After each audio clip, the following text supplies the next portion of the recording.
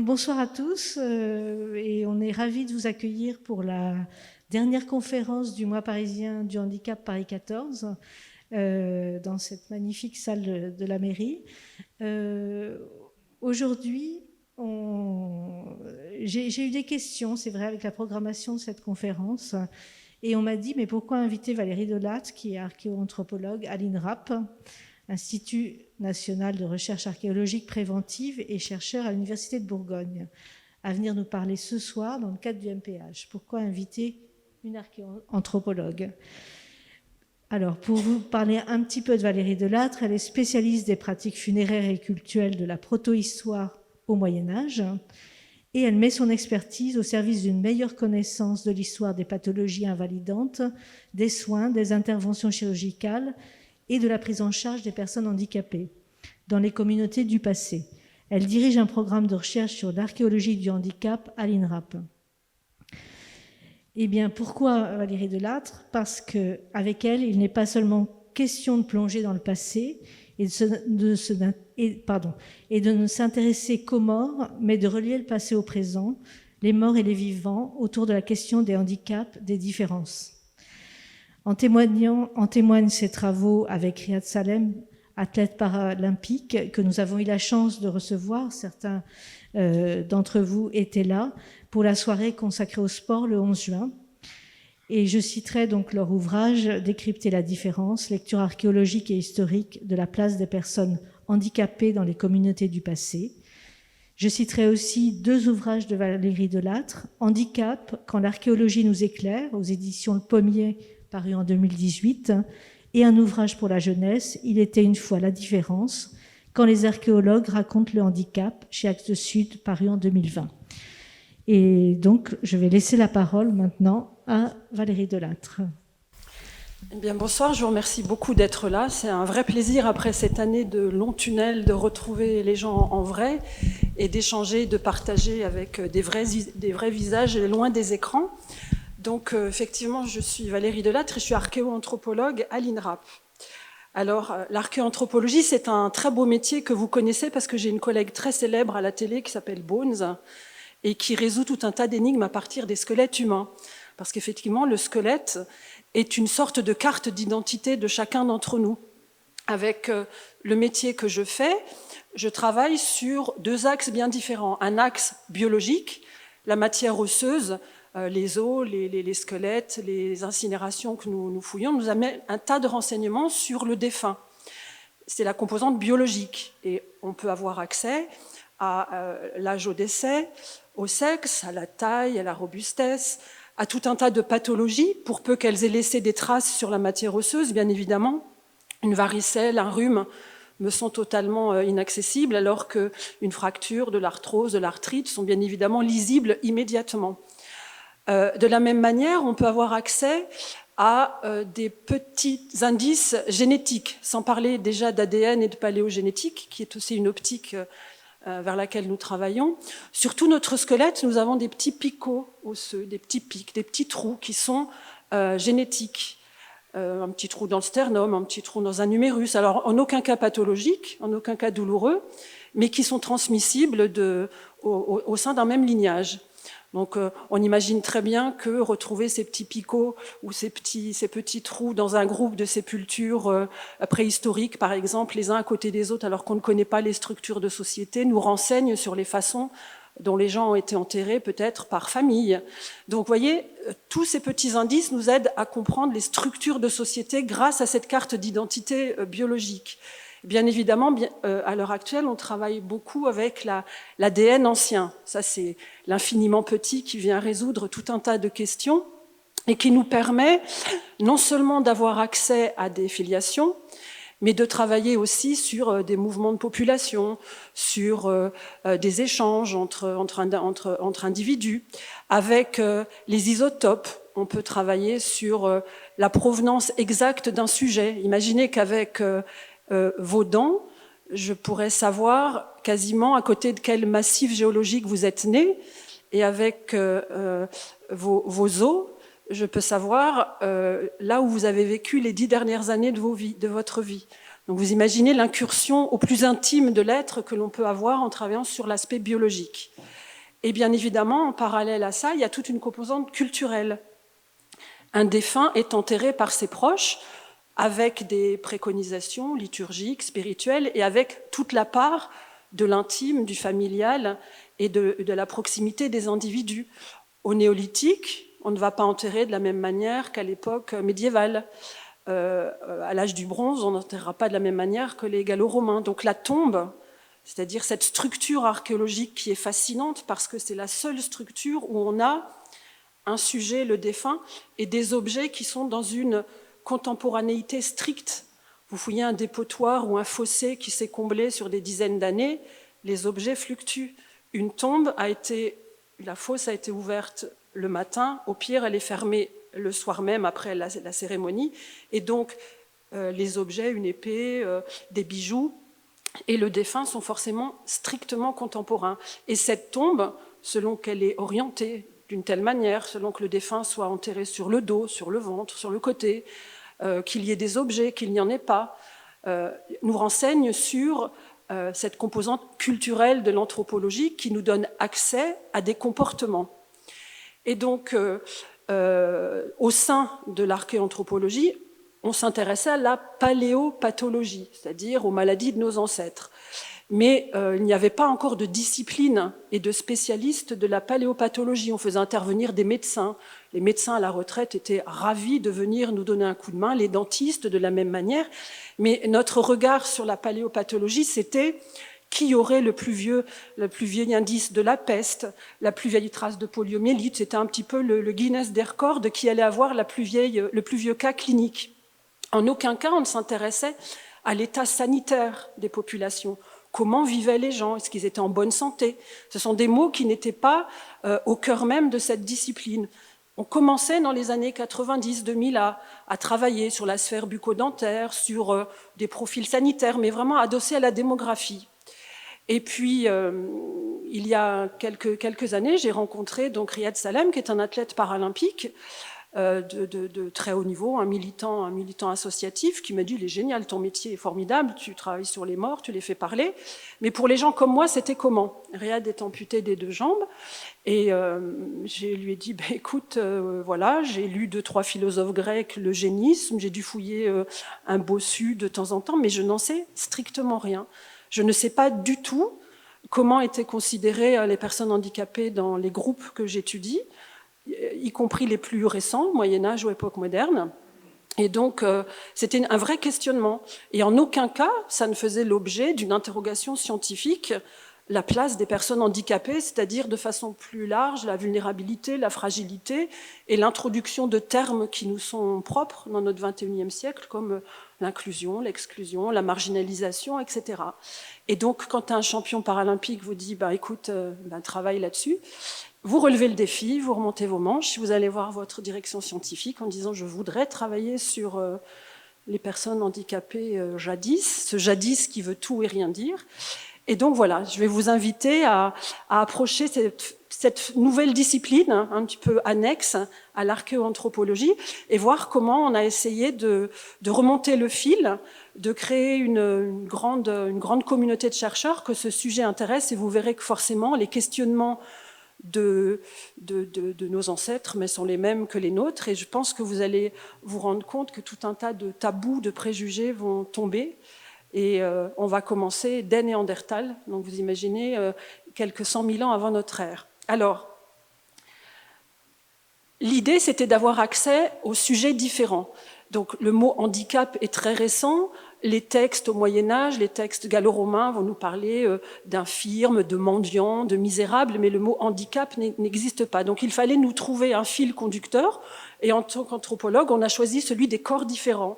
C'est-à-dire que forcément, l'approche du squelette, d'emblée, je vois qu'il y a une pathologie invalidante. Donc l'idée, comment peut-on faire, quand on est archéanthropologue, pour approcher, pour décrypter ces différences? Et donc, on part d'un postulat qui est celui, un classique de l'anthropologie, quelle que soit la thématique que l'on va étudier, c'est que le monde des morts reflète plus ou moins celui des vivants.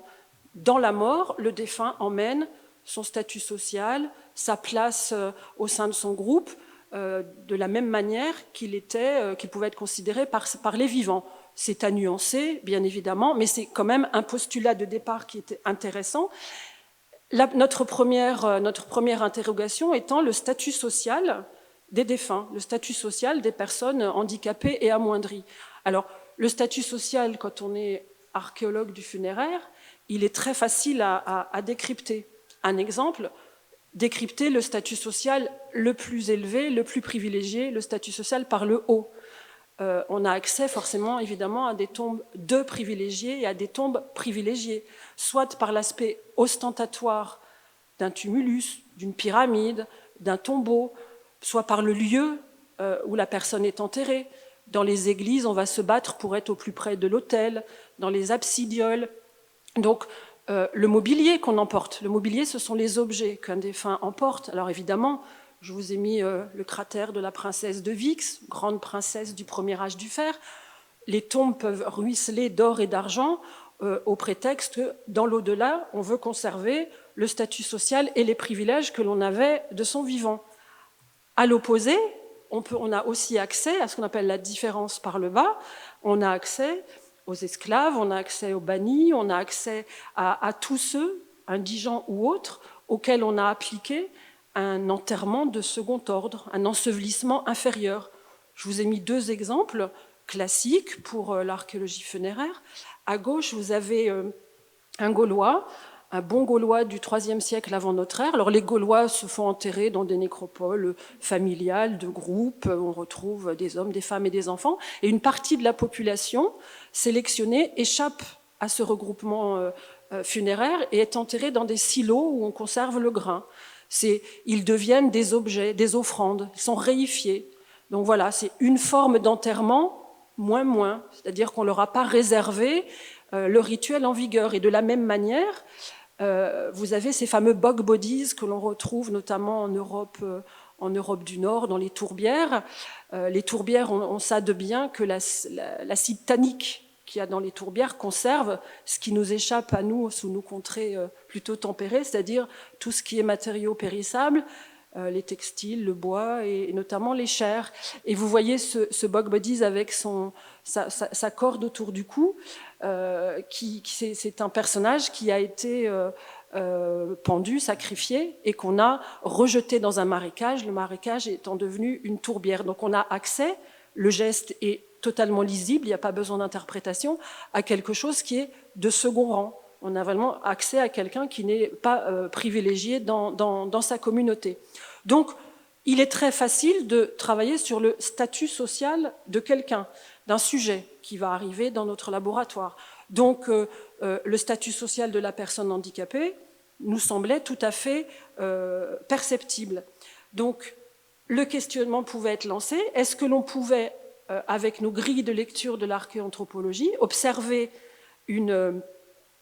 des pratiques appliquées particulièrement à ce sujet au seul prétexte de ces différences ostéologiques? Est-ce que l'on pouvait travailler sur ces mots qu'on emploie rarement dans les colloques scientifiques ou dans les publications scientifiques? L'inclusion, l'exclusion, ce sont des mots qui résonnent mais qui sont rarement des mots de colloque ou de table ronde. Et donc, pouvait-on décoder le geste? Est-ce que l'on pouvait, avec l'étude des sépultures, décrypter et lire les comportements humains à travers toutes les sociétés auxquelles on a accès par le biais de la fouille? Alors, l'idée n'était pas aussi incongrue qu'on pouvait l'imaginer, puisqu'à partir du moment, on le sait quand on fait un petit peu de science, à partir du moment où on se saisit d'un sujet, on ne voit plus que ça, on ne lit plus que ça, on se promène dans un musée, on les voit partout, on lit un livre, ils sont partout. Et donc, je voulais vous montrer que c'est un sujet qui n'est pas anecdotique, en aucun cas, et qui est extrêmement présent, à la hauteur de ce que le handicap pouvait être présent au quotidien. Juste une aparté, je vois plein d'entre vous avec des lunettes, j'imagine que certains ont des implants dentaires, certains peuvent avoir des prothèses auditives. Je vous mets au XIVe siècle, sans toutes ces aides, vous étiez amoindris et totalement affaiblis dans votre quotidien, et probablement que vous auriez eu besoin d'une assistance à la personne pour un tas de gestes au quotidien. Donc, la vulnérabilité, on va le voir, et le handicap au sens large sont le quotidien de toutes les communautés qui nous ont précédés. Et je vais vous en montrer quelques-uns. On va faire une petite galerie de portraits déjà pour vous montrer l'intérêt de ce questionnement. On part sur la côte littorale du Pérou. On est un petit peu avant l'an 1000, contemporain de Charlemagne. On est chez les Mochica. Les Mochica, c'est un peuple d'agriculteurs, de pêcheurs. C'est un peuple qui ne connaît pas l'écriture, mais qui est un peuple remarquable qu'on connaît notamment grâce à ses céramiques. Si vous voulez voir des céramiques Mochica, vous allez au musée du Quai Branly et vous allez être ébahis par leur art de la céramique. Ce sont des potiers hors pair et qui racontent avec leur céramique leur quotidien d'artisans, leur quotidien de pêcheurs et leur quotidien, leur spiritualité. Et la moindre tombe Mochica est un bonheur pour l'archéologue puisqu'elle contient un minimum de 15 à 20 céramiques qui racontent et qui déroulent une narration. Donc c'est assez formidable. Et de très très nombreuses céramiques anthropomorphes qui représentent des sujets, représentent des personnages handicapés. Alors il y a des bossus, il y a des nains, il y a tout un tas de maladies de peau qui peuvent être représentées. Je vous ai présenté un petit sujet amputé, vous voyez, qui est amputé d'un membre inférieur et qui engaine sur son moignon une sorte de prothèse qui ressemble à une petite céramique qui vient recouvrir le moignon. C'est vraiment un classique de l'art Mochica parce que ce peuple est un peuple assez étonnant, et je trouvais que c'était bien de commencer avec ce groupe-là, ce groupe de société, parce que les parents accueillent avec plaisir et bonheur un enfant handicapé, quelle que soit la nature de son handicap, physique ou mental, parce que ça veut dire que les dieux et les ancêtres l'ont choisi et qu'il fera le lien entre le monde des morts et le monde des vivants. Et donc que sa carrière est tracée. J'ai résumé ça sous l'appellation de chamanisme, mais il y a de ça. C'est-à-dire que ces enfants vont devenir des adultes avec des connaissances. Ce sont les sachants du groupe, les guérisseurs, parce qu'ils ont ce petit plus et non pas ce petit moins qu'on aurait tendance à appliquer quand on accueille un enfant handicapé. Donc, à chaque fois que l'on étudie un peuple et une communauté, il faut toujours se débarrasser de nos a priori, de nos tabous et de regarder une grille de lecture sans aucune de nos connaissances et de tout ce que l'on véhicule dans nos cultures et dans nos sociétés. Donc, les Mochica, un tas de personnages représentés et que l'on retrouve évidemment dans les tombes. Mes collègues archéoanthropologues qui travaillent au Pérou multiplient les publications avec des sujets amputés, atteints de tout un tas de pathologies et qui bénéficient d'enterrements et d'ensevelissements extrêmement ostentatoires. Partons au musée du Louvre avec un tout petit vase, un petit skyphos grec du IVe siècle avant notre ère. C'est un tout petit vase qui doit faire à peine une vingtaine de centimètres et qui représente un sujet tout à fait classique, un thème classique. C'est une bacchanale avec Dionysos et puis les Ménades. Tout le monde est enivré et danse au son d'une musique qu'on imagine assez rythmée. Et on a Bacchus, qui est représenté avec un membre inférieur replié, atrophié, enroulé autour d'une sorte de prothèse canne qui lui sert pour déambuler de façon assez anecdotique. Le peintre n'a pas voulu représenter un quota de sujets handicapés, il avait simplement dans son entourage quelqu'un qui devait être handicapé et appareillé, on le reverra. C'est quelque chose qui revient souvent. On prend autour de soi un modèle qui inspire qui un sculpteur, qui un mosaïste, qui un enlumineur. Donc, on est en Grèce au IVe siècle avant notre ère. Revenons dans un Occident médiéval. Vous avez à gauche une enluminure, une lettrine. Vous voyez les moines copistes qui recopient des textes sacrés, qui recopient la Bible et qui, en haut d'une page, décorent de façon assez harmonieuse la première lettre, la première lettrine de leur prière. Et vous avez un petit personnage qui est amputé, qui est appareillé avec un petit pilon en bois. Son moignon repose sur un petit coussinet. Vous voyez, il a une position acrobatique. Il est en forme de R. Et le mot d'après, c'est Ogamus, Rogamus, qui veut dire « nous t'en supplions », etc. C'est le début de la prière. On est dans les abbayes des moines copistes. Donc là aussi, pas de quota de représentation, pas de CSA qui veille au grain pour qu'il y ait une représentation des personnes handicapées, mais simplement, sans doute avait-il quelqu'un dans l'abbaye qui était handicapé et appareillé et qui lui a servi des blagues de moine et qui lui a servi de modèle. De la même manière, à droite, vous voyez, j'essaie de multiplier les supports. À droite, vous avez une mosaïque qui se trouve dans les Pyrénées à l'Escar, derrière l'hôtel, une mosaïque qui représente une chasse. Et donc, au XIIe siècle, le mosaïste a représenté, comme il le pouvait, des animaux sauvages. Alors un cerf, après il a voulu représenter des lions, hein, donc tout est assez aléatoire. Il y a des chasseurs. Et parmi ces chasseurs, on a ce petit personnage qui cumule deux différences, deux discriminations, pourrait-on dire, parce que vous voyez qu'il a un visage sombre, hein, on est dans les Pyrénées, c'est un mort. Donc, il est dans la communauté, intégré, et il est lui aussi amputé, appareillé tibial avec un petit pilon, ce qui ne l'empêche pas de galoper, de bander son arc et de participer à la chasse au même titre que les autres chasseurs. Là encore, il est représenté comme chasseur et non pas comme personne handicapée devant être représenté sur une mosaïque. Et là aussi, l'artiste a choisi dans son village quelqu'un qui lui a servi de modèle. Et on a la double distinction, mort et sujet handicapé. Allons en Belgique, hein, voyage. En Belgique, on est là aussi au Moyen-Âge, un tout petit peu avant l'an 1000, mais je vous présente Sainte Chrodohara. Alors Chrodohara, c'est une maîtresse femme. On connaît sa vie, puisque vous savez, la vie des grands personnages qui deviennent des saints au Moyen-Âge, elle est souvent racontée dans la vie des saints. Et on sait que Chrodohara menait son abbaye de main de maître. Et Chrodohara était boiteuse. Les textes racontent que quand elle déambulait dans les allées du cloître en martelant sa béquille, personne ne bronchait.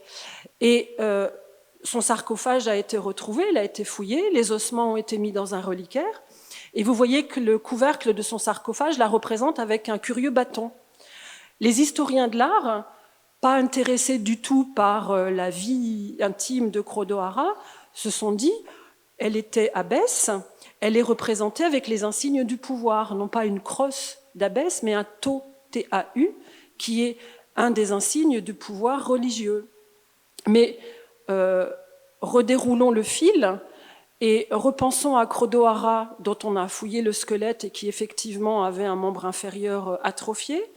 On a retrouvé, je vous ai mis une photo en noir et blanc, son bâton, sa canne, et il y a tout lieu de penser qu'elle a été représentée telle qu'elle était au vu de ses contemporains, avec une béquille, mais une béquille ancillaire, les béquilles qui se placent sous les aisselles, vous savez, pas les béquilles d'avant-bras. Et auquel cas, on a non plus l'abbesse en majesté, mais on a Chrodohara représentée telle qu'elle était vue par ses contemporains, et donc avec la canne, qui participait tellement de sa personne qu'elle était enterrée avec. Et ce geste d'enterrer les cannes, les prothèses, les orthèses avec les défunts, c'est une très très bonne idée des contemporains, parce que pour les archéologues, ça nous permet de retrouver tous les appareillages compensatoires. Et ça semble un petit peu logique, parce que chaque appareillage va avec un seul sujet, et on ne peut pas, de génération en génération, se passer une prothèse, une orthèse, un corset. Et donc, c'est une très très bonne chose quand on veut étudier l'archéologie du handicap. Et donc, probablement que Chrodohara était représentée telle que ses contemporains la voyaient. Pour finir ce rapide voyage, Les Mendiants de Bruegel, le classique des classiques, qui est au Louvre, qui date du début du XVIe siècle, et qui est, pour l'archéoanthropologue que je suis, un concentré de tous les thèmes que nous pouvons aborder. C'est-à-dire qu'on a mendiants, statut social, que des hommes, approche démographique, un petit peu abîmés, paléopathologie, et des appareillages, alors à la fois, quand on regarde bien, des cannes, des espèces de choses improbables qui permettent de ramper, attachées avec des lanières. Donc tous ces appareillages compensatoires que je vais trouver dans les tombes, auxquels je ne sais pas donner de nom, mais qui étaient l'émanation de l'ingéniosité des contemporains pour soulager et rendre plus confortable le handicap de déficit de leurs contemporains. Donc les mendiants pourraient être le logo de l'archéoanthropologie quand elle s'attache à la lecture du handicap. Alors, encore dans ces questionnements, quand on dit handicap, tout de suite, on se dit, oulala, dans les temps passés, on éliminait. On se souvient des philosophes grecs, de l'eugénisme, des Spartiates, d'Athènes, le culte de la beauté, de la normalité, et on pense toujours à ces enfants qu'on présentait au Conseil des Anciens, tu peux vivre, tu ne peux pas vivre, selon leur constitution incorporelle. Et donc de Aristote, qui nous disait que élever un enfant difforme, c'était vraiment pas dans les règles de la cité, jusqu'à Darwin, auquel il sera beaucoup pardonné au vu de tout ce qu'il a fait de magnifique, mais qui a eu quelques petits moments d'égarement, et au prétexte de vouloir absolument axer sa réflexion sur la reproduction des sociétés qui vont vers le mieux et qui doivent malheureusement s'encombrer de la vulnérabilité et de ceux qui sont à la traîne dans les groupes. L'histoire est remplie de propos, de tout ce qui concerne l'eugénisme. Alors, soyons rassurés, mes collègues grecs qui fouillent, notamment le fameux gouffre des apothèques qui se trouve au pied du Péloponnèse, où il était de tradition que l'on jetait, on abandonnait tous ces nouveau-nés difformes, eh bien, le gouffre a été fouillé. Il n'y a pas l'ombre d'un petit ossement de nouveau-né qui a été mis au jour. Et mes collègues, à travers tous les colloques, nous montrent des sujets adultes, âgés, handicapés, qui ont été inhumés au fil de tous les siècles grecs sans qu'une sanction leur ait été appliquée au prétexte de leur différence à la naissance. Donc méfions-nous des philosophes grecs. Deuxième idée reçue, on s'est beaucoup moqué. On a tous en tête Fricks, Barnum, les cabinets de curiosité, les nains de cour, les Vélasquez représentant les Ménines. Enfin, on a voilà, des idées préconçues. C'est vrai qu'on s'est beaucoup moqué de la différence et de ce qui fait peur. L'histoire nous montre de Triboulet aux nains de l'aristocratie. On sait que déjà l'empereur Auguste, Salluste nous raconte que Auguste conservait des fœtus d'enfants difformes dans du miel qu'il montrait à ses visiteurs et qu'il avait des squelettes de nains qui étaient exposés dans ses jardins à Rome. Donc on a de nombreux textes qui émaillent notre histoire où la difformité, les cabinets de curiosité, la tératologie, les grands savants du XVIIIe siècle et du XIXe siècle vont être fascinés par les monstres. Monstrer, c'est les monstres. Donc, effectivement, une part des sujets lourdement handicapés était sujet à raillerie. On ne peut pas dire le contraire. Et heureusement, on a beaucoup soulagé et beaucoup pris en charge. Déjà, au nom de la religion. La religion chrétienne accueille, soigne et nourrit les mendiants, les misérables, notamment beaucoup de personnes, beaucoup de sujets qui ne peuvent pas se nourrir tout seuls. Avoir un matricule, c'est pas simplement être fiché à la sécurité sociale ou au commissariat, c'est surtout avoir un numéro qui nous permet d'aller récupérer du pain à l'abbaye. La matricula, c'est l'abbaye, c'est l'endroit de l'abbaye où on peut récupérer du pain. Des hôtels-dieux aux hôpitaux, la charité va s'organiser, mais pas simplement dans l'Occident médiéval. On va faire une petite incursion dans les pays arabo-musulmans et parler de handicaps qui sont très peu accessibles à l'archéologie funéraire et à l'archéoanthropologie, tout ce qui est handicap mental, cognitif. Dans les textes de l'islam, on prend grand soin de celui qui est différent, on va dire celui qui est fou, parce qu'on n'a pas de terme. Et dans les pays arabo-musulmans, on va créer des hôpitaux psychiatriques, alors qu'en Occident, on chasse la folie, on a très peur. Je passe sur le grand enfermement de la Renaissance, 16e, 17e, les rafles qu'on faisait, 18e, la Salpêtrière, le grand enfermement de Foucault. Voilà, dans l'Occident, on n'a pas du tout suggéré. En revanche, dans ces bimaristans, ces hôpitaux psychiatriques, dont on a connaissance grâce à des grands savants comme Avicenne, comme Averroès, on sait qu'on traitait, non seulement on regroupe, mais on regroupe pas seulement pour isoler de la société parce qu'on a peur, on regroupe pour soigner. Et comment soigne-t-on? Avec de la musicothérapie, avec de la zoothérapie, avec tout un tas de disciplines qu'on connaît encore à l'heure actuelle et dont on fait profit pour épauler des enfants, par exemple. Et on a ces hôpitaux, et c'est pas inintéressant dans le contexte actuel, où on accueille des hommes et des femmes, Le premier hôpital psychiatrique a été retrouvé à Bagdad, vous imaginez, il date du 7e siècle. C'est-à-dire chez nous, on est entre Clovis et Charlemagne. Il date du 7e siècle et on accueillait avec beaucoup d'empathie, beaucoup de bienveillance et des soins appropriés les hommes et les femmes, les militaires, les civils, toutes les confessions, toutes les religions, sans distinction aucune, on soignait. Et on a des textes remarquables. Avicenne était un grand spécialiste de la dépression nerveuse, de la mélancolie, ce qu'on n'a pas du tout dans l'Occident. Donc c'est très intéressant de toujours compléter l'étude des os par tout un tas de disciplines et un tas d'éclairages qui nous permettent d'avoir un grand panel de sujets et de thématiques. Et de toute façon, comme dans toutes les disciplines, il faut mieux travailler en équipe que tout seul. Quand on fait de l'archéologie funéraire, là je vous ramène au quotidien de l'archéologue qui travaille dans les nécropoles, travailler sur la marge, parce qu'on s'est dit peut-être que les corps différents, au seul prétexte de leur différence, on les marginalise. Nous, la marge, elle est très très facile à définir.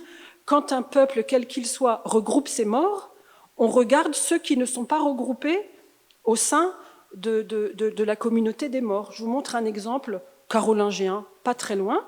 Vous avez un groupe de tombes classiques qui accueillent des familles, et puis on a des tombes isolées. Donc, travailler sur le handicap, on s'est dit, et si ces tombes isolées n'étaient pas celles qui accueillaient ceux que l'on marginalisait, pour peu que ceux qu'on marginalise soient les corps différents. Quand on débroussaille c'est rendez-vous en terre inconnue, au début, travailler sur le handicap, il faut vraiment se poser toutes les questions avec les grilles de lecture et les cheminements qu'on a. Eh bien, est-ce qu'il y a des critères de relégation qui sont fondés sur la différence physique? Bonne question. Sachant que la relégation, on y a accès. 2 exemples rapides. Les Gaulois dont je vous ai parlé tout à l'heure, qu'on met dans les silos, et une relégation liée à l'âge, par exemple. On est au Moyen-Âge, vous avez un bébé qui vient de naître et qui décède sans avoir été baptisé. C'est un drame épouvantable pour les familles. Il n'a pas accès à un enterrement dans le cimetière en terre consacrée et c'est direct les enfers. Le deuil parental, le deuil périnatal, c'est quelque chose qui est très prégnant au Moyen-Âge, donc les parents, avec l'accord tacite de l'Église, inventent tout un tas de subterfuges pour baptiser in extremis, avec des mouvements de bébés qui pourraient faire croire qu'ils sont ressuscités, et pour qu'ils aient accès non pas au cimetière, mais à des lieux précis, des sanctuaires à répit. Donc la marginalisation au prétexte d'une classe démographique pas baptisée, etc., nous on peut la lire. Topographiquement, il n'y a pas de sujet. Sauf que topographiquement, aucune des sépultures de marge ne concerne un sujet au corps différent. Les sujets au corps différents sont intégrés au groupe. Alors quand on travaille sur le Moyen-Âge chrétien, on se dit, bon oui, il n'y a pas grand mal à imaginer des boiteux, des nains enterrés avec leurs proches. Quand vous travaillez sur le néolithique ou l'âge du bronze, sont-ils polygames, monogames? On ne connaît pas les structures de société des bribes. Avoir déjà ce genre de renseignements et se dire qu'à l'âge du bronze, 1500 ans avant notre ère, on n'a pas relégué ceux qui sont différents, on ne les a pas exclus du groupe dans la mort, ça nous donne une idée de la façon dont ils pouvaient être considérés dans la vie. Vous voyez, c'est vraiment des enquêtes qu'on mène indice par indice, et 12 fois le même indice commence à faire un témoignage culturel. L'inclusion ou l'exclusion, elle peut être topographique, mais elle peut être signalée d'une autre façon au sein même du groupe. Et avec cet exemple-là, je vais vous montrer les limites de l'interprétation qui est la nôtre. On est à la fin du Moyen-Âge, dans un petit contexte funéraire du Loiret, et un petit groupe de sépultures qui accueille un sujet atteint de la maladie de Paget. Alors, la maladie de Paget, c'est une maladie qui concerne surtout les hommes et qui se déclenche vers la quarantaine. Et c'est quelque chose qui est extrêmement invalidant, puisque l'os s'épaissit, la corticale de l'os s'épaissit, les articulations se raidissent, le visage devient un peu léonin, c'est un peu proche de ce qu'on appelle la maladie de Pierre. On devient sourd, et physiquement, ces personnes sont impressionnantes. On voit tout de suite, ont du mal à se déplacer, et le visage, on dit un visage léonin. Et au sein de ce petit groupe, alors, fouiller un squelette, c'est comme jouer au Mikado, c'est-à-dire on ne bouge pas ce qui est en place. Donc, avec des petits outils de dentiste, on détourne les os, non seulement les os, mais les objets qui sont au contact immédiat du squelette et dans sa proximité. Et vous voyez que sur le squelette, on a des petites épingles en alliage cuiveux, en bronze. Vous les voyez? Donc, le but, c'est de ne pas les bouger. On les laisse en place et on cartographie leurs emplacements sur le squelette pour s'apercevoir que ce sujet a été entouré d'un linceul épinglé, textile, recouvrant. Il y a des épingles sur son crâne, il y en a sur ses membres, et ça, de spécialistes du textile qui nous disent « Ah bah oui, classique, voilà ». Sauf que classique peut-être, mais pas du tout classique pour la période.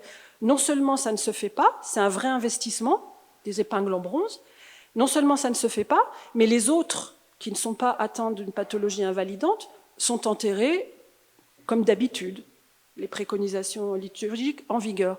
Qu'est-ce qu'on en conclut? Une fois qu'on a toutes les données, qu'on a posé les données scientifiques, un sujet, homme, âgé, maladie de Paget, une pratique funéraire atypique, plutôt vers le haut, qu'est-ce qu'on a fait? Donc il y a deux écoles, deux optiques. Soit vous dites, on a voulu le valoriser dans la mort, on a compensé, l'idée de compensation du handicap, donc on a ses proches, la communauté a investi dans son enterrement, voilà.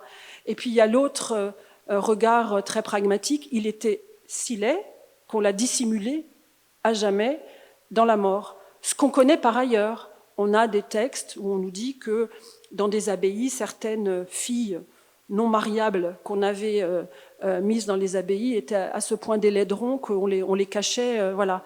Et on est dans les limites de l'interprétation, et c'est après, chacun d'entre nous, en fonction de sa sensibilité, de ses connaissances, de son intuition, on fait les deux propositions et forcément on se rattache à une. C'est ça le sel aussi de ces sciences qui sont fondées sur du brut, de la statistique et de l'observation, de l'étude de l'alliage cuivreux. Et puis après, il y a une part d'interprétation qui fait le plaisir de ces sciences humaines. Le handicap, il peut être lisible dès le terrain. Pas besoin d'être un paléopathologue reconnu pour le voir tout de suite. Vous êtes archéologue et vous trouvez ce sujet carolingien, comme c'est le cas à Strasbourg. Tout de suite, vous voyez la flexion du membre inférieur, hein, flexion atypique, le dessin de la collègue. Le membre est beaucoup plus gracile et on a forcément, quand on fait le relevé et qu'on emmène le squelette au laboratoire, celui-là, il va aller directement voir le médecin des ancêtres qui va nous dire poliomyélite d'emblée. Mais déjà sur le terrain, on peut se dire, voilà, j'ai une suspicion de handicap, il est présent avec ses proches et il n'a pas été exclu. Autre cas, Ponto-Combo, Seine-et-Marne, un sujet qui a été enterré avec les membres inférieurs, vous voyez, complètement ramenés en avant du thorax. La liturgie chrétienne stipule, alors après on s'en accommode, que chacun est tout seul dans sa tombe, enterré sur le dos, les membres inférieurs étendus, les membres supérieurs étendus, et tout le monde regarde vers la Jérusalem céleste, vers l'Orient, dans l'attente du jugement dernier. Donc je peux vous dire qu'au maximum, les familles exécutent, orientent, regardent, maintiennent la tête, étendent les membres inférieurs. Là, il y a une pathologie lourde, c'est-à-dire c'est une paralysie ankylosante qui fait qu'il y a une rétractation des membres. Le handicap a été respecté dans la mort, on a laissé de côté l'idée de respecter la liturgie et on a respecté le handicap, sauf que on lui a fait en surface une tombe aussi longue que les autres pour donner l'idée en surface que tout avait été bien fait, respecté, alors que petite tombe aurait suffi, mais l'investissement d'obéissance à la liturgie a été entrepris comme il le fallait. Autre exemple, que fait-on des bossus, des sujets bossus? Alors je vous ai mis deux exemples, un Gaulois païen et un carolingien chrétien.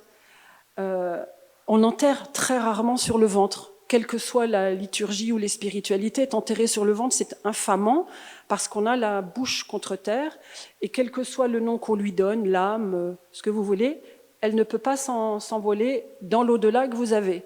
Donc, être enterré sur le ventre, c'est être condamné à errer tout le temps. je résume à la hussarde un peu des millénaires de liturgie, mais grosso modo, hormis quelques ordres religieux qui trouvent que l'humilité absolue, c'est d'être enterré face contre terre devant Dieu, dans une église, aucune communauté ne se satisfait de la position ventrale.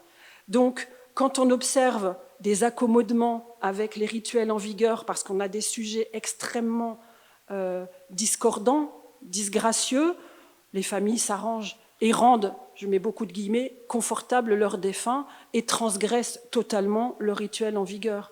Voilà. Donc, le petit bossu gaulois et notre carolingien extrêmement déformés, eh bien, on les a pas mis sur le dos, l'un en train de regarder la Jérusalem céleste et l'autre plutôt orienté nord-sud. On a fait comme on pouvait avec le corps de son défunt. Donc, on commence à voir que les proches peuvent s'affranchir un peu des rituels et des liturgies pour faire au mieux pour la personne qui était proche, qui leur était chère. Hop.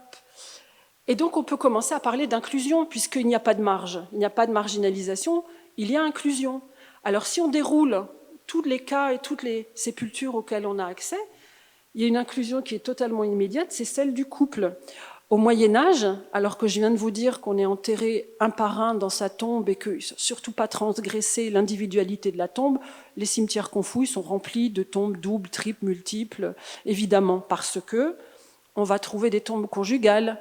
Un couple qui est mort en même temps d'une maladie, d'une pandémie par exemple, va être enterré ensemble. On ne dissocie pas dans la mort des liens qui ont été prégnants dans la vie. Des fratries. Il est très fréquent de retrouver dans des cimetières paroissiaux urbains des enfants d'âges différents enterrés dans la même fosse et qui sont vraisemblablement morts d'une épidémie à quelques jours d'écart et on ne les sépare pas dans la mort. La tombe conjugale, c'est un must en archéologie médiévale parce que c'est extrêmement touchant de retrouver un homme et une femme qui peuvent être déposés l'un sur l'autre ou l'un à côté de l'autre et les proches et les fossoyeurs font tourner leur visage l'un en face de l'autre ou ils se tiennent par le coude. On veut vraiment marquer dans la mort le lien. Et ces tombes conjugales, elles émaillent la littérature consacrée. Eh bien, quand l'un des deux est handicapé, c'est le cas des deux exemples que je vous ai présentés, avec des problèmes de locomotion, des pieds qui sont ossifiés, donc vraiment une dépendance de l'un des deux, on ne les a pas dissociés. Le maintien de la tombe conjugale, y compris dans la mort, très fréquent. Autre exemple, une communauté villageoise qui va prendre en charge des sujets lourdement handicapés. On est en Seine-et-Marne, à Céris-les-Ruelles. Alors, c'est un village qui ne vous dit rien, mais qui va vous dire quelque chose, puisque c'est là qu'a été construit le parc Disney.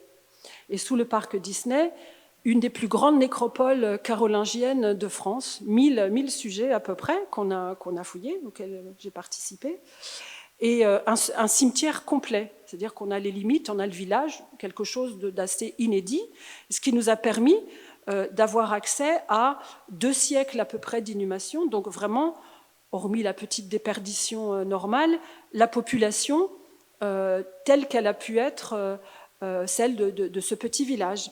Et au sein de ce millier de Carolingiens, de très très nombreux sujets handicapés. Vous avez cette femme âgée qui a été amputée des 2 membres inférieurs. Vous imaginez un peu l'an 1000, les plaines arides de Marne-la-Vallée, des instruments en métal, mais quand même, une pharmacopée, ok, et on l'a amputée, peut-être après une chute, on l'a amputée des 2 membres inférieurs, et l'anthropologue que je suis regarde la calcification, la façon dont les os ont continué à se cicatriser, et je peux dire qu'elle a survécu quelques dizaines d'années à son intervention. Ce qui fait qu'elle a été prise en charge au quotidien. A priori, elle n'était pas appareillée. Donc, quelqu'un qui est amputé des 2 membres inférieurs, une dame âgée, qui est devenue âgée, qui peut-être veillait sur le feu, s'occupait d'enfants en bas âge, mais en tout cas, prise en charge par son groupe. Autre exemple, un sujet atteint de nanisme, on en retrouve quelques-uns insérés au sein de leur communauté, mais vous voyez, le mikado dont je vous parlais, même une petite pierre plate posée sous le menton, le fouilleur ne se dit pas « j'enlève la pierre », surtout pas. Cette petite pierre, elle est pleine de sens parce que au Moyen-Âge, on a une terreur, c'est que le diable vienne hanter dans les cimetières et s'empare du corps de ses défunts. Et on sait que le diable vient parce que la sardoine pousse dans les cimetières, sardoine sardonique, le rire sardonique, ça veut dire que le diable est là. Donc, quand on enterre un de ses proches, il est hors de... Les fossoyeurs qui voient bien les squelettes qui rient avec le rire du diable. Quand on est archéoanthropologue, on sait que c'est les articulations temporomandibulaires qui lâchent en premier, donc la mandibule tombe sur le thorax. Mais quand on est fossoyeur au XIIe siècle, on a très très peur du diable. Donc qu'est-ce qu'on fait? On entoure le visage avec des textiles, on met de l'herbe, on met des coussins. Tout ça se décompose.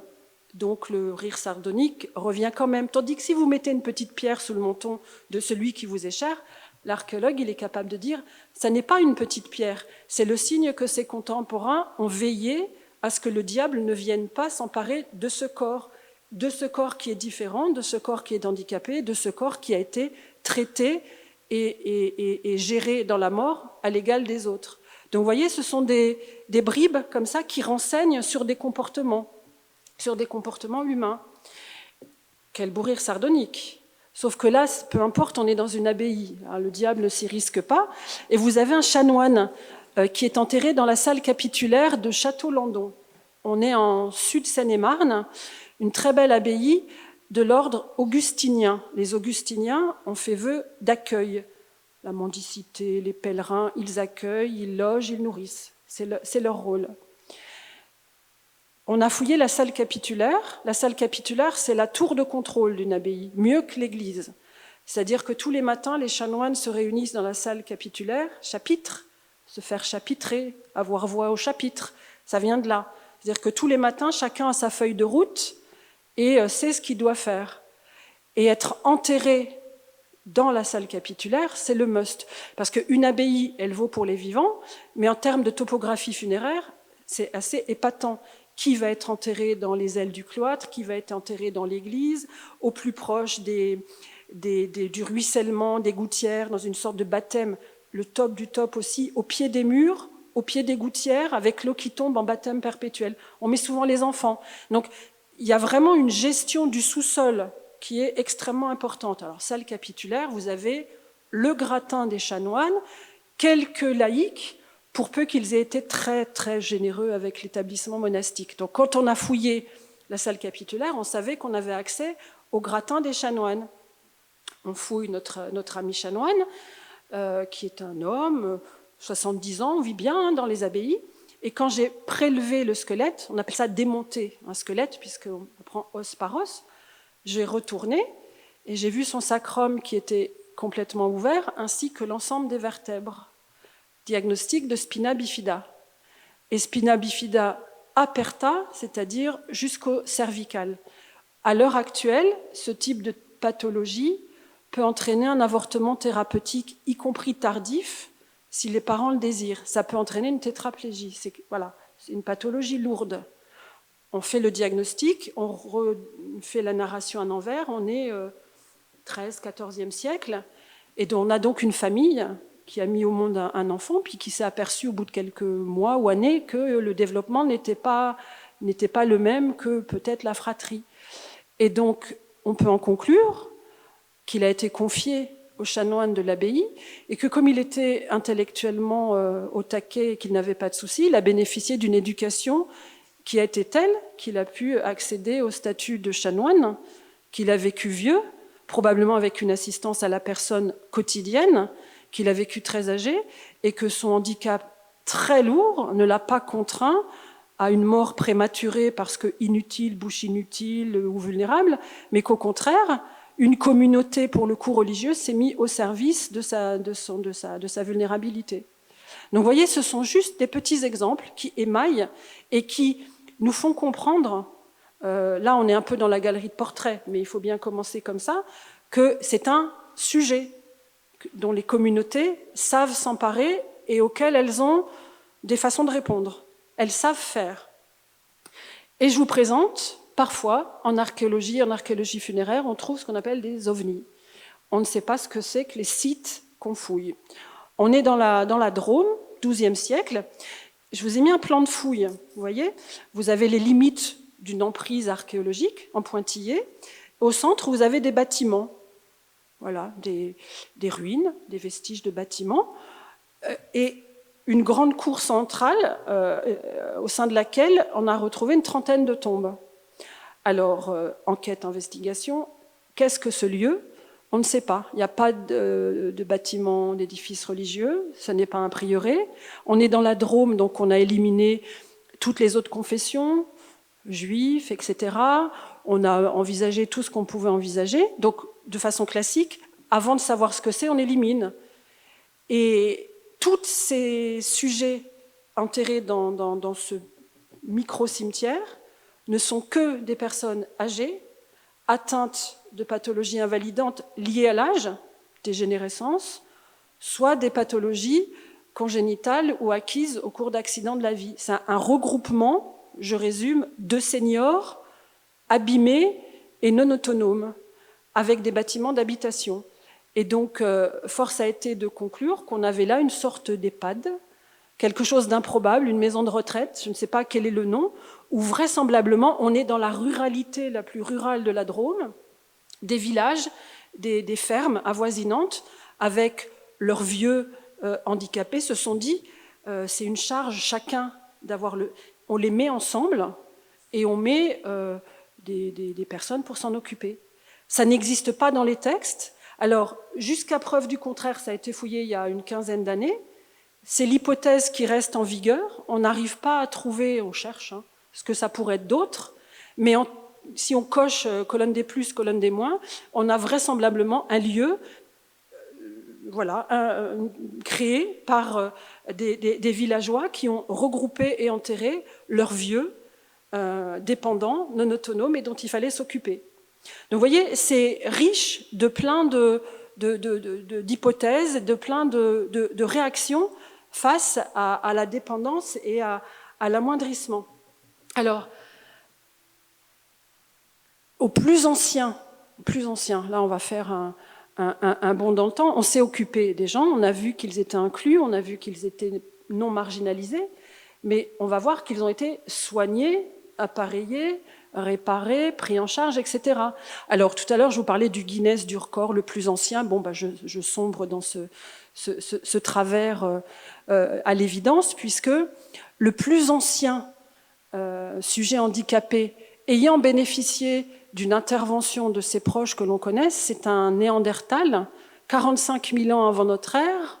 On est dans les contreforts du Kurdistan irakien, et il a été enterré dans une grotte. Vous imaginez, 45 000 ans, la vie elle n'est pas souriante, et on a trouvé un sujet enterré, on enterre dans les sépultures, avec tout un tas de pathologies invalidantes, dont notamment un avant-bras amputé. Alors, amputé par désarticulation. C'est-à-dire que dans le groupe, l'un des membres du groupe devait savoir dépecer les animaux pour la boucherie et avait bien pigé qu'il y avait des articulations où, au silex, il était peut-être plus facile de couper les nerfs et les tendons. Et donc, il l'a appliqué à notre ami Chanidar en le sauvant probablement d'une gangrène ou d'une infection. Donc, c'est la première intervention chirurgicale. Ça n'est pas le plus vieux sujet handicapé au monde. On a trouvé en Israël, à Kavzeh, des enfants, 100 000 ans avant notre ère, glaciation, itinérance, enfin vraiment les temps rudes, des enfants handicapés, des paralysies infantiles, qui sont décédés autour de 10 ans et qui ont vécu quand même 10 ans, pris en charge par leurs parents et enterrés avec un adulte dans une sorte de rituel d'accompagnement dans la mort. Donc vous voyez, déjà, les familles néandertaliennes savaient gérer la vulnérabilité d'un petit du groupe. Donc on n'a rien inventé au XXIe siècle avec toutes nos grandes lois sur l'inclusion, et voilà. Donc la plus vieille trace de soins concernant un sujet qui va devenir handicapé, donc dépendant, c'est Chanidar en Irak. En France, notre plus vieil amputé, il est trouvé en Seine-et-Marne, il est néolithique, alors on est vraiment beaucoup plus récent. On est 4700 ans avant notre ère quand même. Et là, pour le coup, on a une vraie amputation, c'est-à-dire qu'on n'a pas désarticulé un membre, mais on a coupé un humérus au silex. avec un vrai moignon, une vraie cicatrisation. Et donc, le néolithique, c'est la période où on se sédentarise. On commence à pratiquer l'agriculture et l'élevage. Et donc, l'un des membres de ce village a vécu avec un avant-bras en moins, ce qui est quand même extrêmement pénalisant dans un quotidien rural. Mais vous voyez qu'il a été enterré avec du très beau mobilier archéologique, des très belles lames en silex, une carapace de tortue.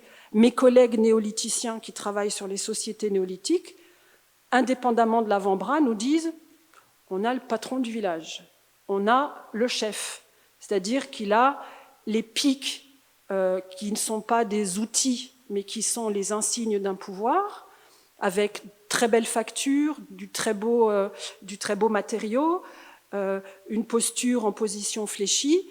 On a quelqu'un d'important au sein de la communauté. Ce quelqu'un d'important, il est handicapé. C'est-à-dire qu'au fil de sa vie, il a été handicapé, ça ne lui a pas oblitéré ni enlevé le statut social qu'il avait et qui a été maintenu avec les préconisations en vigueur.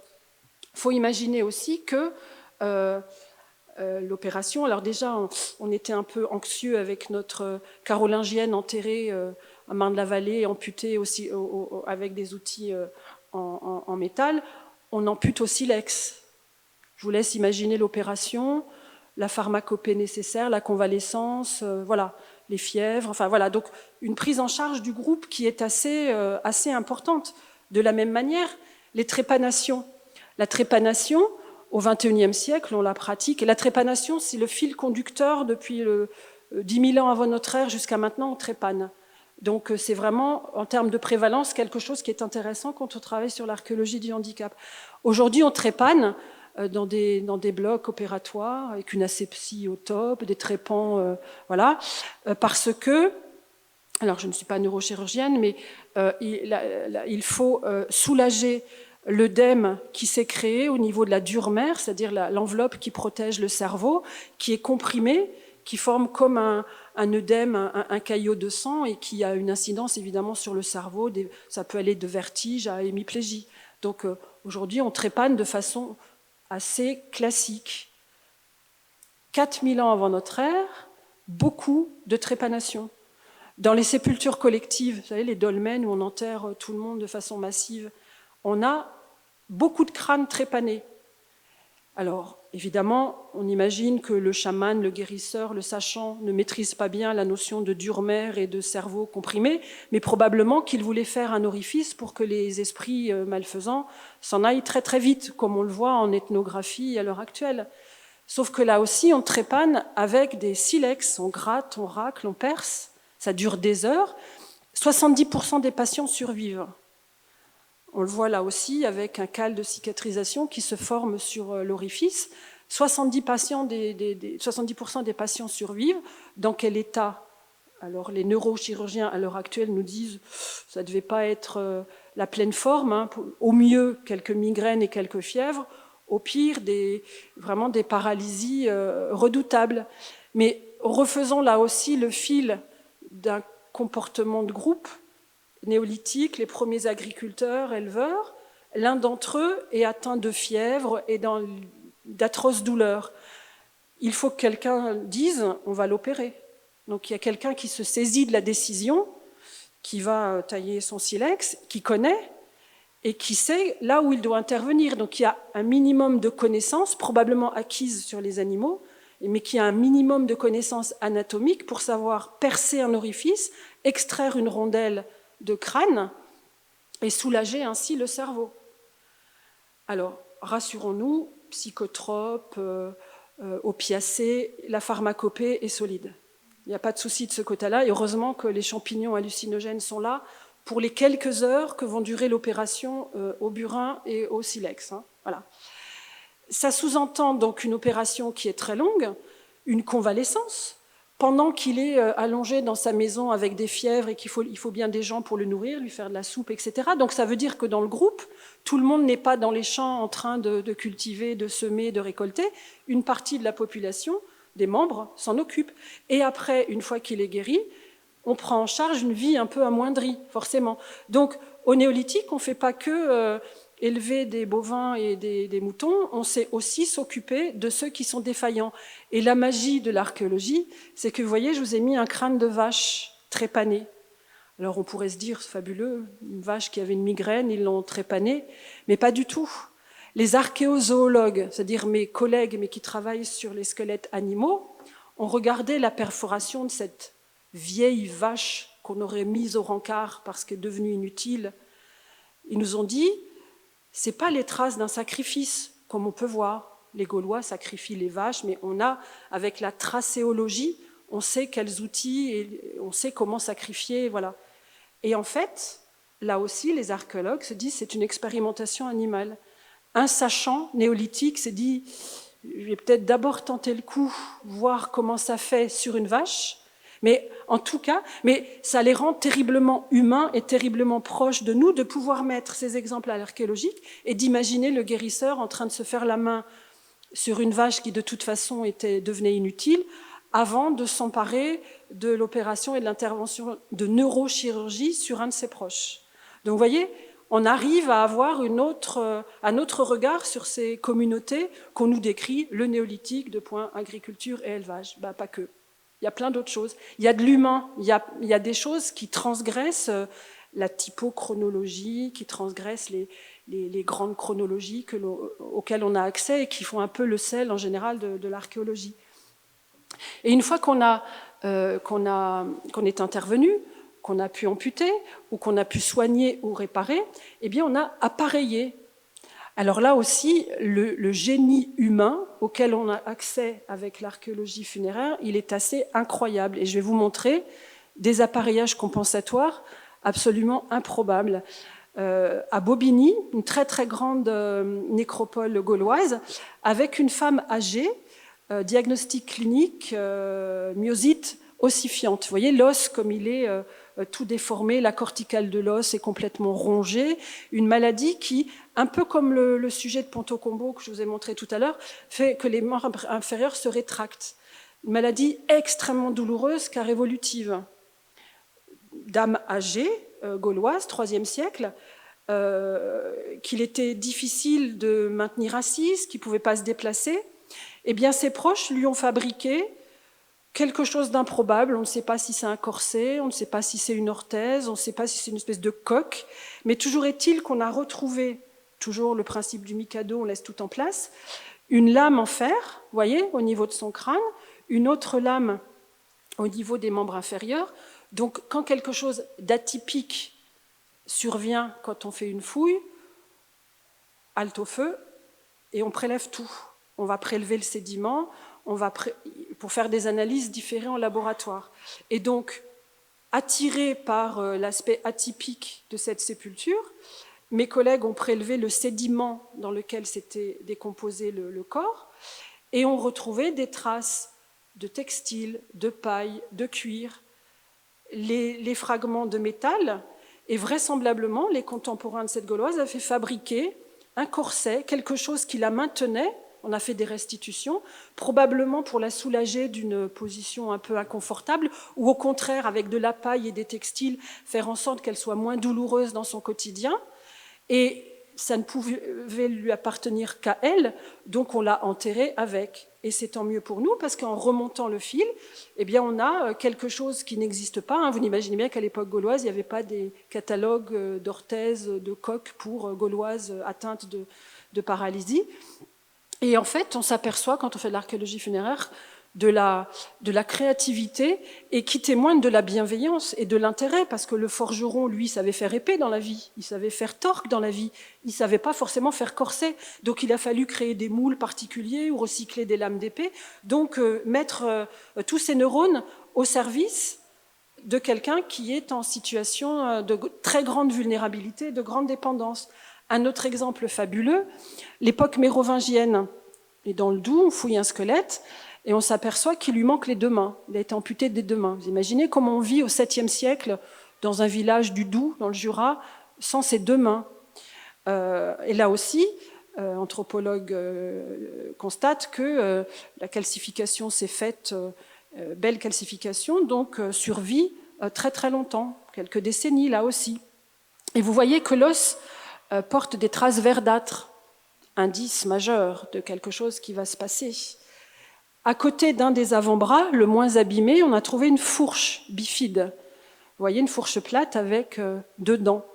Sur cette fourche, on a des traces. Alors ces traces, ça veut dire du cuir ou du textile qui a été au contact du métal, et quand le métal a rouillé et que le textile ou le cuir se sont décomposés, la réaction chimique a fait, grosso modo, ça s'est imprégné dans la corrosion du métal. On aime bien, nous, ça veut dire plein de choses. À côté de la fourche, on a une boucle de ceinture typique mérovingienne. Ça, vous le mettez dans les descriptifs mérovingiens, tout de suite, 7e siècle, il n'y a pas de souci. Et on recrée une espèce de prothèse improbable avec cette fourche bifide qui était maintenue à un avant-bras auquel manquait une main par des courroies en cuir, maintenue, celle qui est supérieure par une boucle de ceinture et celle qui est en position basse, latérale, par une boucle de chaussure. Donc vous imaginez un groupe qui s'est dit quand même, peut-être on peut l'aider au moins à piquer des aliments, un minimum d'autonomie, donc on va lui fabriquer voilà, un truc en recyclant du métal. Le métal est quand même quelque chose, on recycle. Quand on met dans la tombe, c'est des choses perdues. Donc on est assez regardant quand même, quand bien même les prescriptions religieuses disent qu'il faut mettre les bijoux, etc. Si on peut éventuellement mettre des choses en bois, c'est très très bien. Donc perdre, entre guillemets, des boucles et le pareillage bifide, une fourche bifide comme ça, c'est vraiment un investissement de groupe. Donc il y a un forgeron qui a forgé quelque chose d'improbable, l'un a donné une boucle de ceinture, l'autre a recyclé une boucle de chaussure, et on a fabriqué cette prothèse d'avant-bras qui ne servait qu'à ce sujet-là, qui lui permettait peut-être de piquer à manger et d'avoir un minimum d'autonomie, et qui est un exemple de prothèse inventée, pas de catalogue de prothèses qui circule de village en village, mais là, les savoir-faire des artisans qui se mettent au service d'un vulnérable du groupe qui lui aussi a été opéré avec des outils pharmacopées, etc. Donc voilà, on peut dérouler encore une histoire bien particulière, mais qui renseigne sur les comportements. Le classique étant, on l'a vu avec les mendiants, avec toutes les représentations, le bon pilon en bois que nous on ne retrouve jamais, le bois se décompose, on retrouve parfois le cerclage en métal qui sert à marteler le sol et à se déplacer. Donc en général, quand on a un os amputé et qu'à 25 ou 30 cm, il y a un cerclage en fer, on a des indices majeurs. Mais là, en Allemagne, dans un village, un village a été enseveli par une coulée de boue qui a figé tout un tas d'objets, dont cette prothèse qui a été traitée, lyophilisée, qui est exposée à l'heure actuelle dans un musée et qui est quasiment, pour nos contrées, le seul exemple de pilon en bois réel et non représenté dont on peut disposer.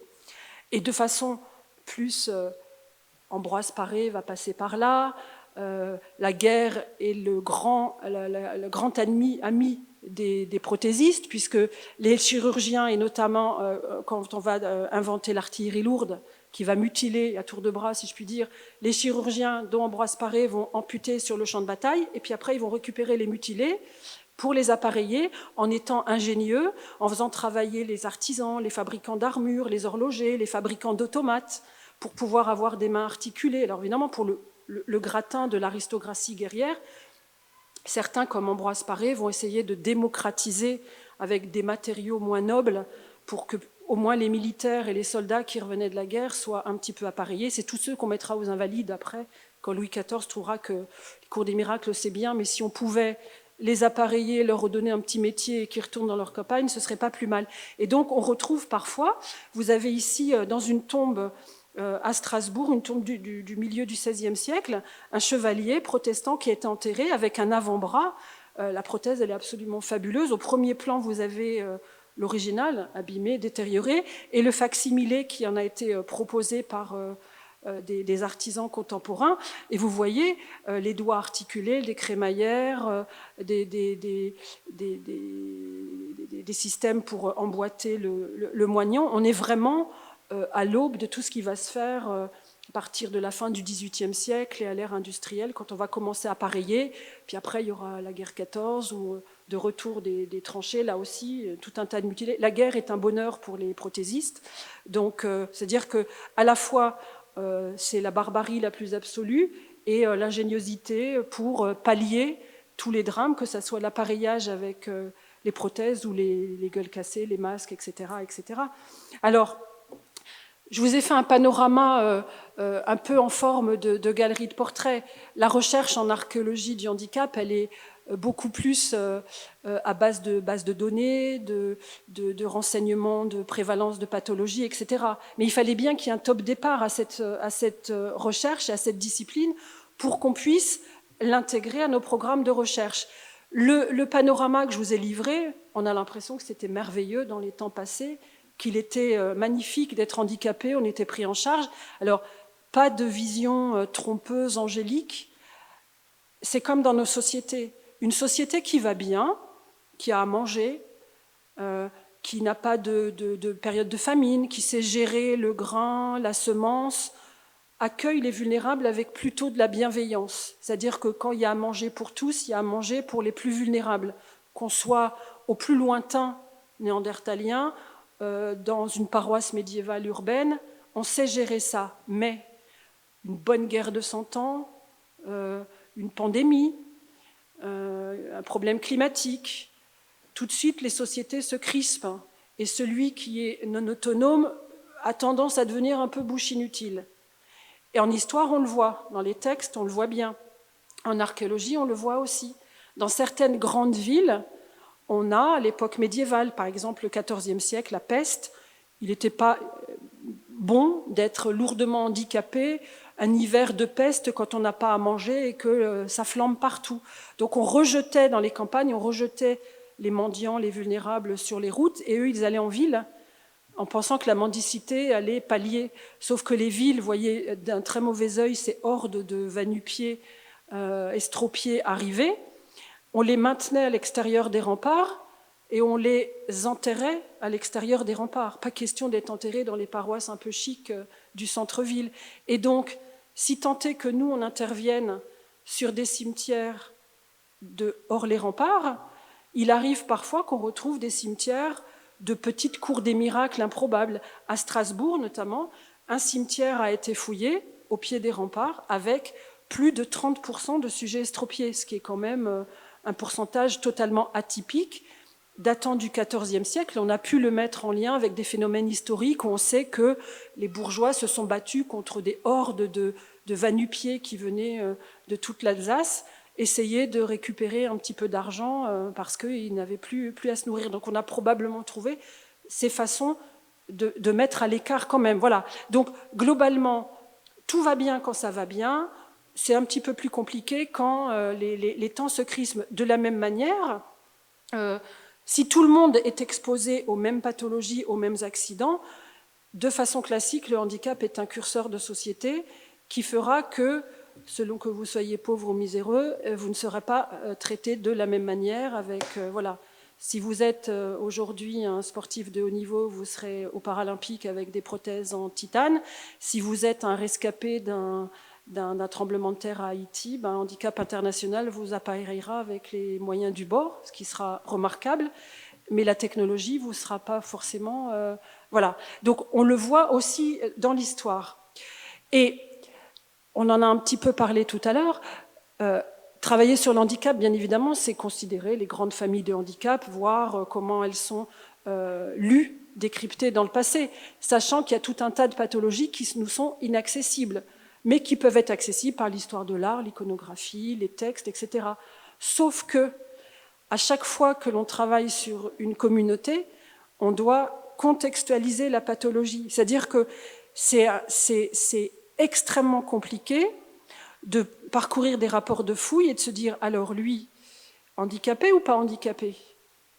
Parce que c'est bien beau de dire, alors il y a la famille des telles pathologies, alors nanisme, amputation, c'est facile. Mais par exemple, on doit tenir compte des avancées technologiques, des avancées médicales, des avancées technologiques. On doit toujours tout contextualiser. Donc c'est extrêmement compliqué, mais en même temps, c'est extrêmement enrichissant parce que ça nous rajoute tout un tas de pathologies. Et en fait, on s'approche de la sémantique actuelle, c'est qu'on ne travaille pas sur des handicaps, mais sur des situations de handicap. Un exemple, On est au Moyen-Âge. Au Moyen-Âge, fracture tibia-péroné. On ne sait pas réduire une fracture. Donc l'os, vous savez, réduire une fracture, c'est remettre bout à bout les deux fragments lésés, immobilisés, pour que la calcification se fasse, l'os se ressoude et on est soulagé. Au Moyen-Âge, les techniques orthopédiques ne sont pas encore connues par tous les médecins, les barbiers, les chirurgiens. Double fracture, ça donne ça, fracture en baïonnette. Donc, sujet qui boite si c'est un membre inférieur, qui peut boiter très bas, et ça peut être un membre atrophié si c'est un avant-bras. Aujourd'hui, double fracture tibia-péroné, un footballeur qui se casse tibia-péroné, il n'est pas handicapé, il est immobilisé 3 mois pendant sa saison de football, elle s'arrête, et puis l'année d'après, il reprend. Donc, si moi je fais, en tant que responsable d'une grande enquête, etc., une base de données sur les handicaps, je vais mettre double fracture, fracture, forcément. Donc pour chaque pathologie, chaque accident, on est obligé de le contextualiser en fonction des connaissances du moment. Donc en fait, il faut savoir s'affranchir des grandes familles de handicap et en rajouter d'autres, ce qui est très riche, et qu'elles vont fluctuer au fur et à mesure de ce grand panorama millénaire qu'on va avoir à étudier. Donc c'est à la fois très simple, contraignant parce que tout un tas de handicaps ne sont pas lisibles, tels que l'OMS, par exemple, va les décrire aujourd'hui, mais on va rajouter tout un panel de handicap, de situations de handicap, parce que pour le sujet qu'on étudie, il est temps qu'on aille, c'est bientôt, voilà, on arrive au bout. Pour le sujet qu'on étudie, la pathologie ou l'accident qu'il a eu ou l'intervention chirurgicale vont entraîner un rapport à l'environnement qui le met en situation de handicap. Donc c'est pour ça, voilà, c'est pour ça que cette nouvelle discipline, cette nouvelle recherche qui commence tout juste, elle se crée à mesure qu'elle progresse. Donc les occurrences de pathologies ne sont pas les mêmes qu'on avait choisi, bille en tête, quand on s'était dit nous allons travailler sur le handicap. Ça s'ajoute, ça s'étoffe, on s'affranchit de nos grandes familles, on identifie des pathologies invalidantes, on travaille sur des situations de handicap, et forcément, pour essayer d'avoir le panorama le plus complet, on travaille en équipe avec des médecins, des chirurgiens, des radiologues, des prothésistes, des historiens de l'art, etc., pour essayer d'avoir le regard le plus complet possible et s'affranchir du seul squelette qui est quand même porteur de la plupart des pathologies auxquelles on a accès dans l'immédiateté. Alors voilà, je vais en avoir fini. C'est juste pour vous montrer comme ça que c'est une discipline qui commence à faire florès. Un tas de gens, un tas de chercheurs se saisissent à travers le monde. Et c'est passionnant parce que cette archéologie, qui est un peu parfois poussiéreuse, de l'entre-soi scientifique, etc., elle se saisit de sujets contemporains, de thématiques qui nous parlent. Le handicap n'a pas l'exclusivité, on peut travailler sur l'archéologie de la violence, l'archéologie de la guerre, des migrations, hein, c'est très très 21e siècle. Et donc c'est un éclairage en fait qui nous renseigne sur nos comportements du 21e siècle, où on est un maillon entre plein de choses qui se sont faites avant, où on n'est pas beaucoup mieux que les autres, il suffit de voir comment on considère et comment on ne considère pas l'autre qui est différent. Et c'est le maillon pour l'après, parce qu'on a vu l'homme abîmé, réparé. L'étape d'après, ça va être l'homme augmenté, ça va être le transhumanisme, puisque c'est le pas de côté, c'est le pas... Et il va falloir être vigilant et ne pas oublier les millénaires qu'on vient de traverser, qui ont servi à réparer l'homme. Après, il faut s'interroger sur est-ce que l'augmentation va être bénéfique à l'homme. Mais c'est une autre histoire et on verra ça ultérieurement. Voilà, je vous remercie pour votre attention et j'espère que vous avez été convaincus que c'est un thème d'étude passionnant. Je vous remercie.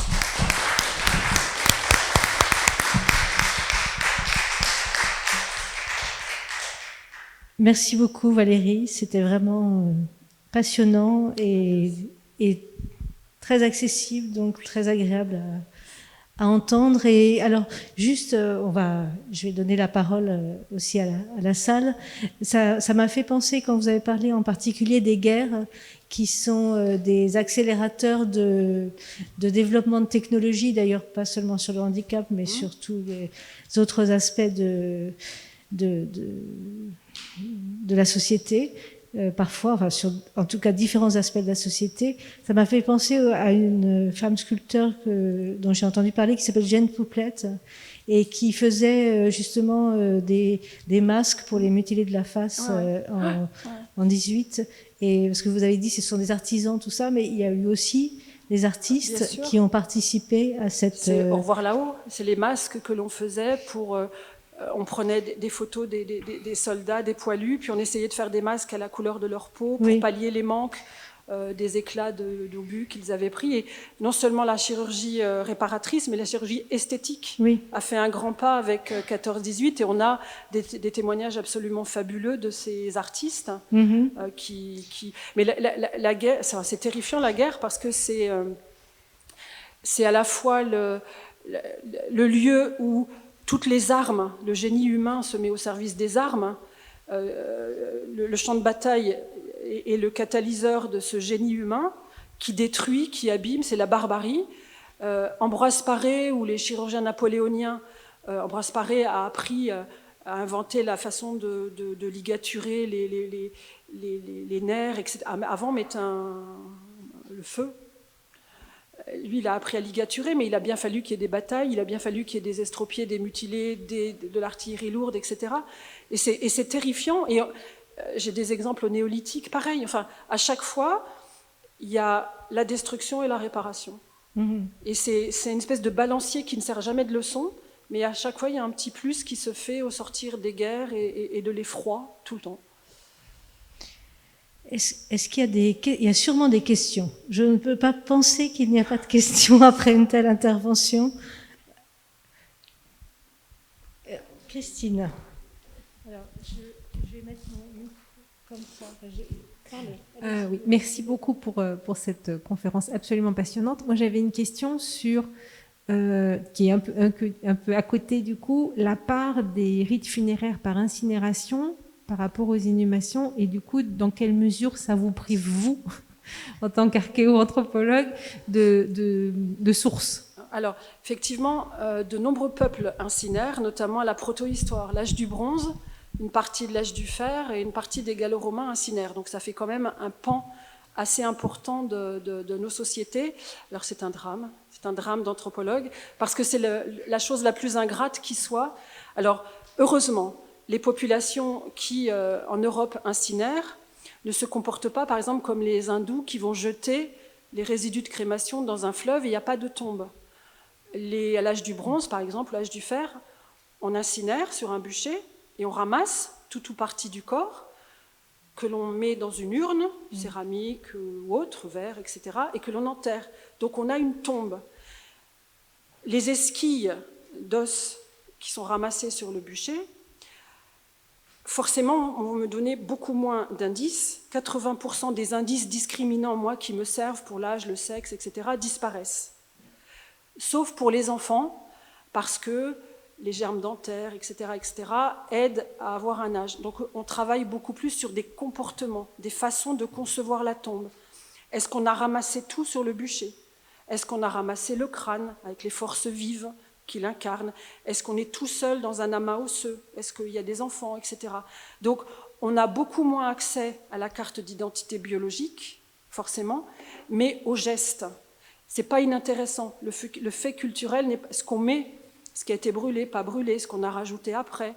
Voilà, on travaille sur des gestes. Alors c'est l'ingratitude la plus absolue, c'est une punition totale, mais en même temps ça fait réviser le squelette, parce que quand on a des tout petits bouts et qu'il faut dire alors c'est donc du bras, quel os du bras, j'ai tel petit trou nourricier, donc c'est plutôt du radius, etc.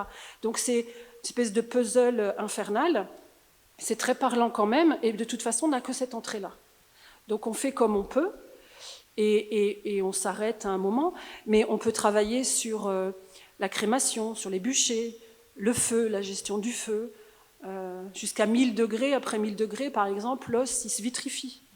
Donc il n'y a plus de carbone, et donc on a parfois des gros fragments, et on arrive à identifier, comme dans les crématoriums actuels, hein, on rend des cendres à la famille, mais parce que ça a été pilé au préalable. Il serait malvenu de rendre des bouts de vertèbres, des bouts de mandibules qui heurtent. Voilà. Mais au sortir d'un crématorium, l'os vitrifié, au-dessus de 1000 degrés, il ressemble encore à des choses qui parlent. Donc voilà. Et bien évidemment, à l'âge du bronze, incinéré, je ne peux pas travailler sur le handicap. Alors de temps en temps, on a des sujets inhumés, donc on les utilise. Mais j'ai par exemple un jeune collègue qui a travaillé, je ne sais pas si vous connaissez la Vallée des Merveilles, hein, c'est un lieu voilà, où on a, à l'âge du bronze, au Mont Bégaud, représenté, entre la France et l'Italie, une espèce de vallée sur laquelle tous les rochers sont décorés avec des divinités, avec des bovidés. Enfin, pour avoir accès à la spiritualité de l'âge du bronze, c'est absolument fabuleux. Plein d'humains sont représentés, qui pousse son arrière pour... Et il y a plein de sujets amputés. Il y a plein de sujets avec des pieds beaux. Donc vous voyez, alors, par ce prisme de la représentation, et c'est absolument fabuleux, c'est une discipline qui s'appelle la pathographie, la représentation des sujets handicapés. Allez au Louvre, promenez-vous dans le Louvre, vous allez voir que ça, que ça. Les représentations en terre cuite, l'Égypte, partout. Les vases grecs. C'est impressionnant. Tout le monde était potentiellement handicapé. La moindre chute de cheval, la moindre fracture, le moindre problème oculaire, etc. Et donc, quand on n'a pas accès à l'acteur principal, ben on biaise. Voilà. Et ceux qui incinèrent, les peuples qui incinèrent, nous ne les aimons pas beaucoup.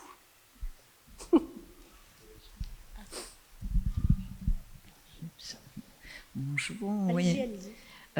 C'était absolument passionnant et le côté champ à défricher immense, etc.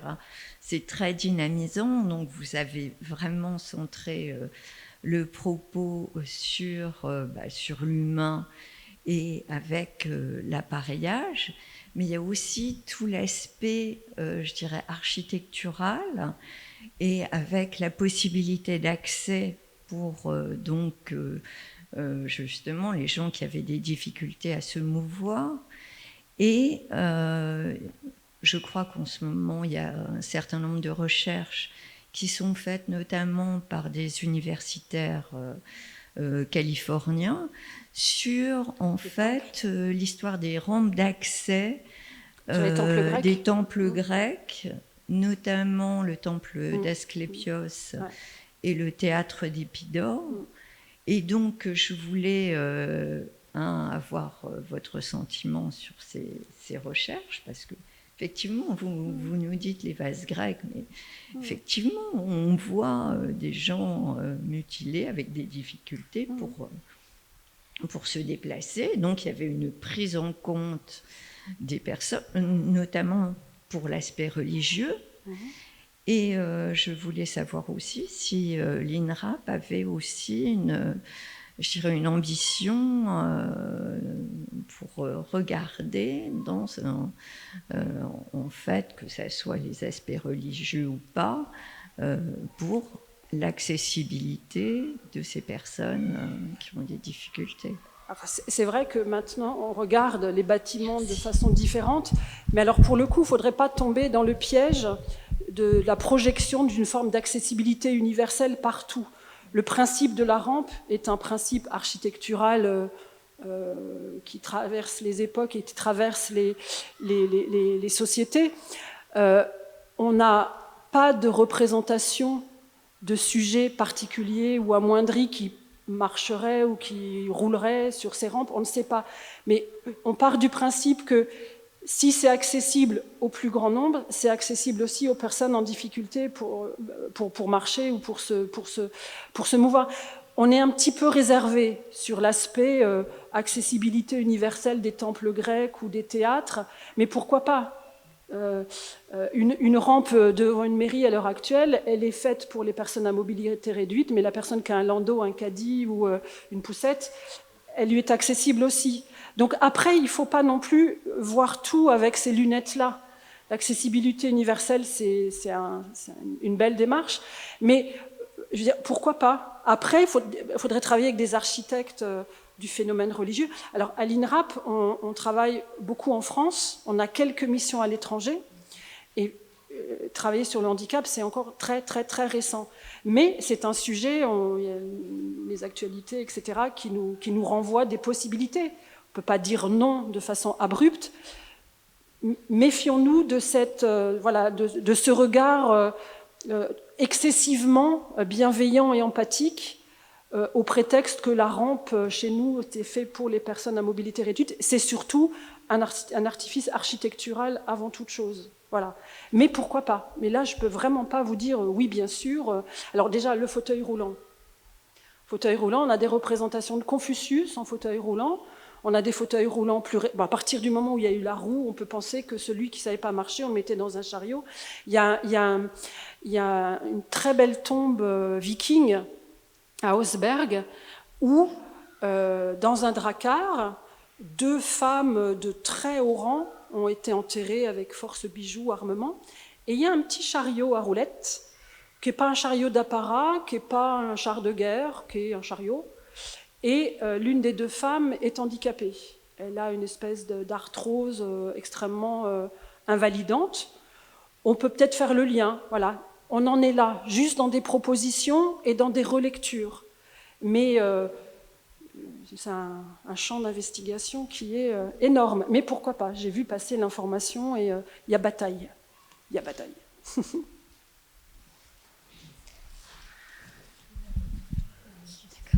Bonsoir, merci beaucoup pour cette présentation que j'ai vraiment adorée, plein d'informations très très intéressantes. Et en fait, vous disiez à l'instant, comme vous l'avez expliqué tout à l'heure, que l'archéologie des handicaps, c'est donc un sujet de recherche assez nouveau. J'ai compris pour la France, mais est-ce que c'est vrai à l'international ou est-ce qu'il y a des groupes ailleurs de recherche qui ont travaillé là-dessus? Et je me posais aussi la question de ça à la fois pour des collaborations internationales et également peut-être pour des documents ou déjà des livres, des choses, des publications qui ont pu être faites à ce sujet. Donc, quand on a lancé notre programme de recherche au sein de l'INRAP, il a fallu faire un état des lieux des connaissances, aussi bien en France qu'en Europe et ailleurs.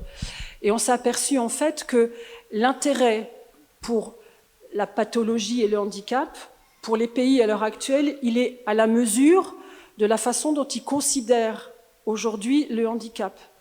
C'est-à-dire que quand c'est tabou et qu'on n'en parle pas, on ne l'étudie pas. Il n'y a pas d'archéologie spécifique. En revanche, par exemple, l'Amérique du Sud, avec les Mochica, avec les Mayas, les Incas, qui ont une approche très immédiate du handicap, il y a des universités avec tout un tas de professeurs, de chercheurs qui travaillent sur le handicap. Ça, voilà. On arrive en Australie, pas mal aussi. En Europe un petit peu, mais c'est vrai que là pour le coup la bibliographie elle est très inégale. En Égypte, on a ici une jeune chercheuse qui travaille sur la représentation de l'altérité en Égypte. C'est fascinant là aussi parce qu'on sort du décorum égyptien là aussi avec tout un tas. Moi j'ai été sidérée de découvrir son travail avec un regard sur la différence. Et qui plus est représenté, donc avec toutes les maladies de peau, etc., tout ce que moi, je ne peux pas voir avec mes squelettes. Donc en fait, c'est tributaire de la qualité des vestiges et c'est tributaire du regard actuel. Et moi, j'ai eu cette chance-là que l'INRAP, en bataillant un petit peu, mais soit convaincu que c'est un sujet. Donc on a de l'avance un petit peu. Et on a créé un programme de recherche INRAPien, français, qui commence à intéresser des collègues européens. Là, on est dans la phase de création d'un programme européen, parce qu'on a réussi, nous, à monter une base de données, parce que là, je vous ai montré des tombes, etc., mais il faut revenir à l'enregistrement des données, les sites, les machins, mesurer, enfin tout le côté scientifique, pour pouvoir après se dégager de ça et travailler vraiment sur des localisations, de la prévalence, etc. Une vraie discipline. Et donc, notre travail intéresse notamment aujourd'hui des collègues espagnols et italiennes, et on va se voir prochainement pour mutualiser nos façons. Alors, on n'a pas les mêmes écoles d'anthropologie, etc. Donc après, il faut trouver des fils conducteurs, mais voilà, ça émerge, c'est foisonnant, et ça intéresse vraiment la communauté internationale, forcément. comme l'archéologie des migrations, des grandes communautés scientifiques se créent autour de ce sujet-là. Donc il y a une espèce de renouveau de l'archéologie qui était, je dois dire, un peu travaillait sur un site, une période, mais là, pouvoir ouvrir sur des sujets de société qui sont fabuleux et qui nous sortent de nos colloques et de tables rondes où on s'auto-alimente à 30, voilà, c'est fascinant, tout en restant éminemment scientifique, voilà, et en pouvant communiquer sur un travail simplement à un grand public intéressé, et que forcément ça parle à tout le monde, hein, la vulnérabilité, le handicap, ça parle à tout le monde. Moi, j'ai la chance que je vous mets squelette, vulnérabilité, c'est quand même mieux que céramique, et voilà. Donc, c'est une grande chance de travailler sur ce sujet. Ça, j'en suis consciente. Et ça foisonne un petit peu partout. Et est-ce que vous travaillez avec les pays du Nord, comme le Danemark, qui sont peut-être plus en avance que nous sur ces questions de handicap Alors, au mais quotidien? Paradoxalement, ils n'avaient pas ces regards-là sur les communautés du passé. En revanche, donc moi j'ai des collègues danois, etc., qui commencent à se dire, ah oui, effectivement, qui plus est, les Vikings commencent à être revisités un petit peu. Hein. Le grand guerrier viking est souvent une jeune dame viking quand on fait des études d'ADN, etc. Et puis on s'aperçoit qu'ils étaient un petit peu plus de guingois et beaucoup moins vikings qu'on ne l'imagine. Les gladiateurs, le mythe du gladiateur, qui était, on a tous les péplums en tête. Le gladiateur, c'est quelqu'un qui est un peu, quand on fouille des cimetières de gladiateurs, je peux vous dire que c'est la cour des miracles, hein, parce que il fallait les réparer, qu'ils aillent au combat très très vite pour ramener de l'argent à leurs propriétaires. Donc on a des gladiateurs qui sont fracturés de partout et qu'on renvoyait Kurt Russell, pas du tout, hein, c'est du gladiateur abîmé qui... Donc voilà, ça permet de revisiter tout un tas de choses. Effectivement, les pays du Nord commencent à s'y intéresser. Mais c'est vrai que pour le coup, Cocorico, on a une école française, une communauté française qui est un petit peu précurseur là-dessus. J'avais envie justement que Bénédicte Loyer nous dise un petit mot sur l'Égypte, non? Ah oui. Ou Dominique qui a quelque chose. J'avais bien, parce que il y a une chose, évidemment on ne peut pas parler de tout, mais c'est de se dire, mais qu'est-ce que c'est que... Qu'est-ce que c'est dans une société que d'être différent? Parce qu'en fait, ce qui est un handicap chez nous peut être peut-être un avantage dans une autre société. Ça peut être considéré comme des capacités supérieures ou inférieures, ou qui rendent plus précieuses. Je pense aux nains de Bénédicte, par exemple. Etc. Et c'est vrai que notre problème, c'est toujours de regarder ça avec nos yeux. Notre prisme à nous.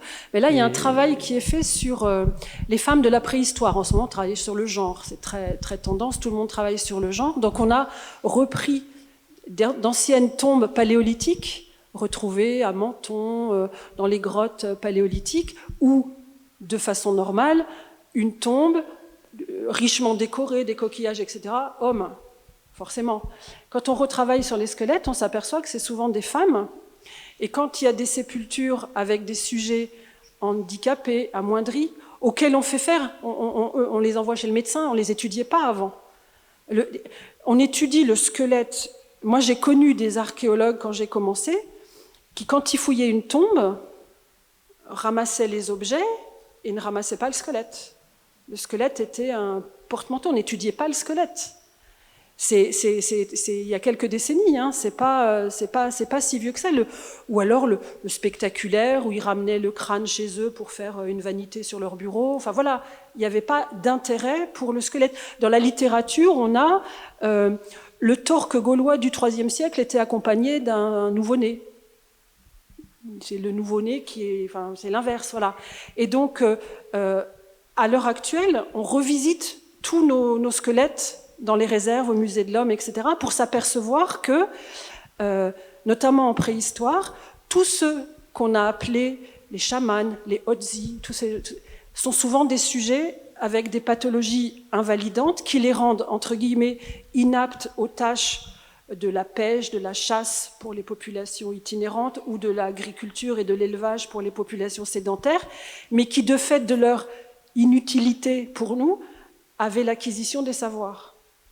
Et donc, il y a un très très beau reportage qui est passé sur Arte à l'occasion des Journées européennes de l'archéologie, qui s'appelle « Les princesses de la préhistoire », regardez-le, où il fait le lien entre handicap, femmes et savoir, avec tout un tas de tombes parmi les plus précieuses qu'on a dans les musées, dans les réserves européennes.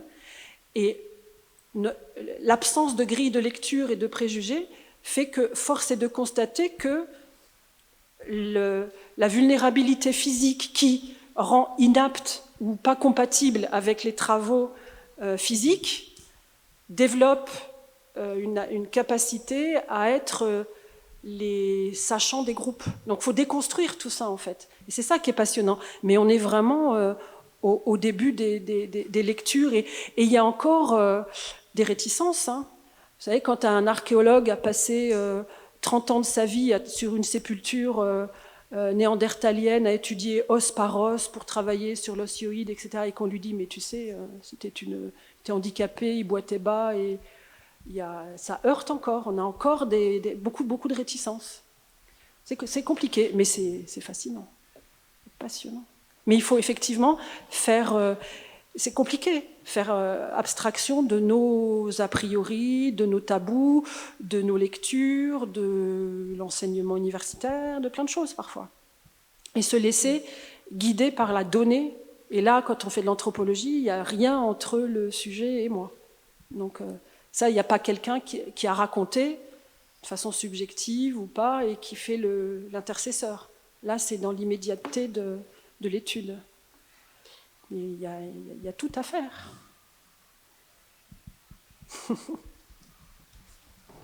Est-ce que tu veux dire un mot? Non. Tu ne vas pas dire toute ta thèse. Ah non, il est hors de question. Non, c'est juste... Voilà, juste pour dire qu'effectivement, pour nous, en égyptologie, on a également tout un nouveau champ qui s'est ouvert sur l'étude du handicap. Et je rebondis sur ce qu'a dit Valérie. On a en fait à la fois les corps sur lesquels on peut travailler, mais on a aussi tout un univers iconographique foisonnant. Et en fait, quand on sait regarder, et quand on regarde un peu plus précisément, on voit qu'il y a une multitude de personnages qui sont atteints, par exemple, de gibbosité. On a des gens qui, en 3600 avant Jésus-Christ, ont ce qu'on appelle le mal de Potte, qui est une tuberculose osseuse, et qui ont eu dans leur tombe un soin tout à fait étonnant. On est allé leur mettre de la malachite sur le dos, donc quelque chose qu'on va chercher dans le Sinaï, puisque le vert est lié justement à cette une connotation de fraîcheur. Il y a sans doute cette idée de vouloir en quelque sorte le soulager post-mortem. Et on a des centaines et des centaines de cas de nanisme, on a des gens qui ont des pieds beaux, et en fait on a une société qui effectivement, pour l'Égyptien, la norme et la différence, plus les prothèses. Ils sont momifiés, il n'y a aucun mérite à travailler sur les momies. Voilà. Tout est en place. Tout est là et c'est extraordinaire. On a même sans doute les plus anciens cas d'attelles avec quelqu'un qui sans doute a eu un accident et on a encore les attelles en place. Et là, pour rebondir aussi avec la personne qui était enterrée avec sa canne, on a ça aussi avec une momie. Il a été enterré avec le bâton qui lui permettait de pouvoir se déplacer. Et Toutankhamon avait ses cannes dans son tombeau. Alors, mais c'est des cannes de combat, justement. Toutankhamon, non, justement, bon, c'est une forme un peu particulière. Il y a une bataille là-dessus. Alors non. Voilà, c'est autre chose. D'accord. Mais par contre, on a un pharaon qui a effectivement une pathologie extrêmement lourde, c'est le roi Sipta, qui avait un pied beau, mais par contre, iconographiquement, il est toujours représenté absolument parfait. Donc on redécouvre au fur et à mesure énormément de choses, et l'égyptologie, pour ça, est extraordinaire. Et ça permet justement de lutter contre ces fameux préjugés d'une civilisation absolument élitiste, parfaite, remarquable, sublime, qui en fait, non, nous ressemble pour le coup beaucoup à nous. Et du coup, il y a une question que je me posais, que je voulais poser à Valérie et que je vais peut-être du coup poser aussi à Valérie et à Bénédicte, c'est la question du handicap visuel. Parce que c'est vrai que vous en avez plus parlé, mais on comprend pourquoi aussi, voilà. Et du coup, en égyptologie, est-ce que ce handicap visuel peut être mieux identifié Alors pour tout ce qui est pathologie oculaire, en fait, on a beaucoup de choses liées, par exemple, au texte. On a des recettes, notamment pour pouvoir soigner les yeux. On sait aussi que voilà, il y a des personnages effectivement qui sont aveugles. On a ça également dans les contes, par exemple. Le conte aussi est un très bon élément pour pouvoir voir un peu quels sont les éléments dans la vie quotidienne. Et c'est vrai que par exemple aussi, ils ont des moyens de lutter pour effectivement éviter les pathologies oculaires, principalement avec la galène, c'est-à-dire le khôle, qui contient aussi un tout petit peu de plomb, ce qui est parfait pour soigner les infections oculaires. Et donc ça, justement, on a aussi cet œil qui est souligné par le khôle, c'est aussi pour lutter contre les mouches et les petites infections qu'on pouvait avoir. Mais c'est vrai que la pharmacopée égyptienne et les textes qu'on a médicaux, on a énormément de recettes liées aux yeux, parce que c'est extrêmement fragile et puis c'est une partie du corps qui est absolument essentielle. Donc pour ça, oui, en fait, on a les textes. C'est pour ça que nous, en égyptologie, on est assez chanceux aussi là-dessus. Alors, en archéologie... En archéologie, c'est notre paire de manches. Évidemment, le squelette ne dit rien sur la cécité, mais en revanche, on a des objets, on a des ex-voto. On a des ex-voto gallo-romains, notamment, qui représentent des yeux. Et on a une tradition médicale gallo-romaine qui est liée aux oculistes. On a des cachets d'oculistes, on a des trousses à outils d'oculistes. Ils savaient opérer la cataracte. Et on a des temples gallo-romains, notamment le sanctuaire des sources de la Seine, où on sait que Sequana, la déesse, pouvait soigner les yeux. Donc forcément, on venait déposer un ex-voto, c'est-à-dire on représentait la partie lésée qu'on voulait soigner. Donc on retrouve des plaques de métal martelées qui représentent des yeux. Donc on a par ce biais-là accès aux pathologies, on a les instruments médicaux, on a les textes d'oculistes gallo-romains, on a dans les tombes, il y a des tombes dites d'oculistes où on retrouve des flacons en verre qui contiennent des pâtes avec des onguents, notamment pour protéger les yeux, etc. Donc ça, c'est la partie terrain archéologie. Et on a des enluminures qui représentent des personnages avec des chiens guides au XIIIe siècle. On a des enluminures où on voit des personnages avec une main devant les yeux et qui marchent avec un chien. Mais effectivement, le squelette ne me dit pas grand-chose sur la cécité.